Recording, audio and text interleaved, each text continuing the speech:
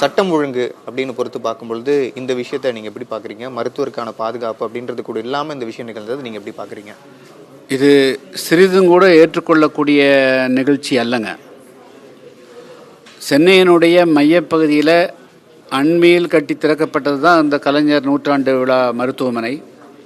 இது ஒரு advanced care, இது உயர்தர சிகிச்சை அளிப்பதற்காக துவங்கப்பட்டிருக்கூடிய மருத்துவமனை. எனக்கு 100 கோடி ரூபாய்க்கு மேலே செலவழித்து இந்த மருத்துவமனை கட்டிக்கிறாங்க. எனவே இங்கே நல்ல சிகிச்சை தான் கிடைக்கிறதுக்கு வாய்ப்பு இருக்குது.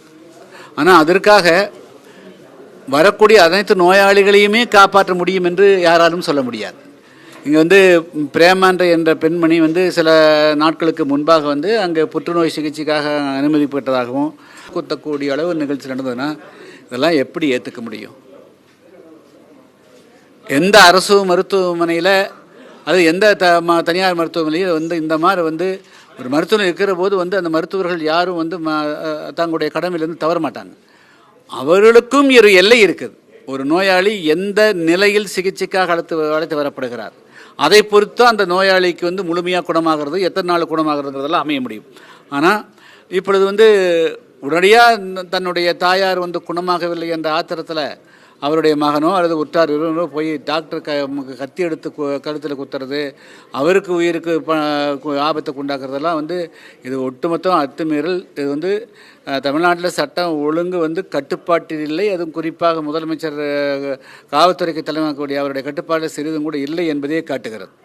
இப்போது தாயாருக்கு சரியாக சிகிச்சை அளிக்க முடியல அப்படின்றது அவருடைய விரக்தி ஒரு பக்கம் இருந்தாலும் ஓகே, அது தவறு தான். இருந்தாலும் ஒரு மருத்துவமனைக்குள்ளே இப்போ சாதாரணமாக ஒரு சின்ன கிளினிக்கு போனாலே அங்கே பாதுகாப்பு பலப்படுத்தப்பட்டு உள்ளே எடுத்துகிட்டு போகக்கூடிய பொருட்கள்லாம் பார்த்து தான் அனுப்பப்படுது. ஆனால் ஒரு அரசு மருத்துவமனையில் உள்ளே எடுத்துகிட்டு போகக்கூடிய பொருட்களையும் பார்க்காம இந்த மாதிரியான ஒரு சம்பவம் உள்ளே போய் நிகழ்ந்திருக்கிறது, கத்தி குத்து நிகழ்ந்திருக்கிறது அப்படின்னா பாதுகாப்பு அப்படிங்கிறது எந்த விதமான குறைபாடில் இருக்குன்னு நினைக்கிறீங்க நீங்கள் அரசு மருத்துவமனைகள்லேயே? ஏற்கனவே சில மாதங்களுக்கு முன்பு ஒரு சில சம்பவங்கள் நடந்து தான் எல்லா இடங்கள்லையும் சிசிடிவிலாம் பொறுத்தவரை முடிவெடுத்தாங்க. ஏன் இப்படி தேர்ட் பர்சன்ஸ் உள்ள அதிகமாக அனுமதிக்கிறாங்க ஆச்சுங்களா? பார்வையாளர்னா பார்வையாளர் டைம் இருக்கும், அவங்கள செக்அப் பண்ணி தான் அனுமதிக்கணும் ஆச்சுங்களா? அப்புறம் ஆயுதம் எடுத்துகிட்டு போகிறதுக்கு எப்படி அனுமதிக்கிறாங்க?